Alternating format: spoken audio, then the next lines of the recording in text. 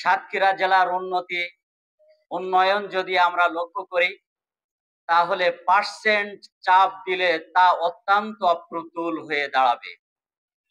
সারা সাতক্ষীরা জেলায় যে পরিমাণ সড়ক আছে তার মাত্র 1/5 পাকা আছে, তা অত্যন্ত সংকীর্ণ এবং ভঙ্গুর অবস্থায় আছে। সাতক্ষীরা থেকে মুন্সিগঞ্জ ভেটকালি পর্যন্ত যে রাস্তাটি আছে, এই রাস্তাটি দিয়ে কোনো সুস্থ মানুষ চলাচল করলে পরের দিন তাকে ক্লিনিকে ভর্তি হওয়া লাগে। কোনো গর্ভবতী মা বোনদেরকে চিকিৎসার জন্য আসলে হসপিটালে আসার আগেই এই বেহাল দশা রাস্তার মাঝপথে তার সন্তান প্রসব হয়ে যায়। এই অবস্থা নিয়ে সাতক্ষীরার জনপ্রতিনিধিবৃন্দ, সাতক্ষীরার সচেতন নাগরিক বৃন্দ বিভিন্ন সময় দাবি জানিয়ে এসেছেন।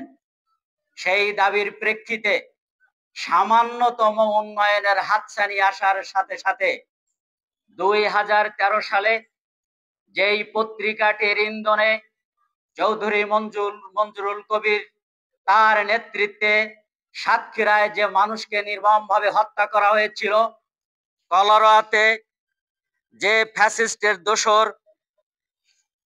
ফ্যাসিস্টের দোসরদের শেল্টার দেওয়ার জন্য প্রথম আলো পত্রিকা নিউজ করার কারণে সেখানে সম্প্রীতি বিনষ্ট হয়েছিল করেছে, যা সাতক্ষীরাবাসী অত্যন্ত মর্মাহত হয়েছে, ব্যথিত হয়েছে।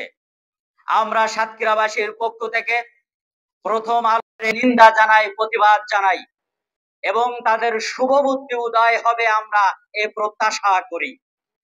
যদি তারা এই ষড়যন্ত্র অব্যাহত রাখে, তাহলে শুধু সাতক্ষীরার মানুষ নয়, সারা বাংলাদেশের মানুষ প্রথম আলোর প্রতি যে ঘৃণা পোষণ করে সেইটা এমন পরিণত হবে যা পদ্মা, মেঘনা, যমুনা, ইছামতি নদীর পানির সাথে প্রথম আলোর সাক্ষাৎ ছাড়া কোনো মানুষ তা পড়বে না।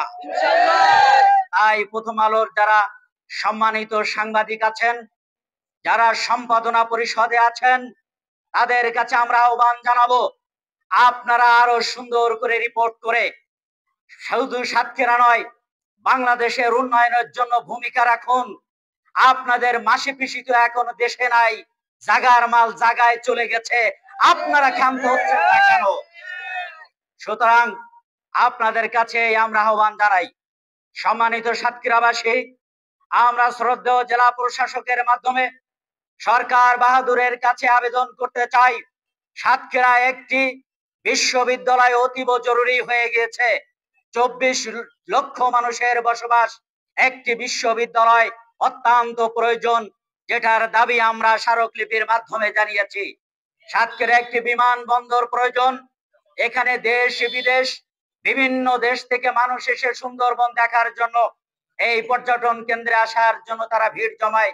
এজন্য একটি বিমানবন্দর দরকার, একটি সুন্দর পর্যটন কেন্দ্র দরকার।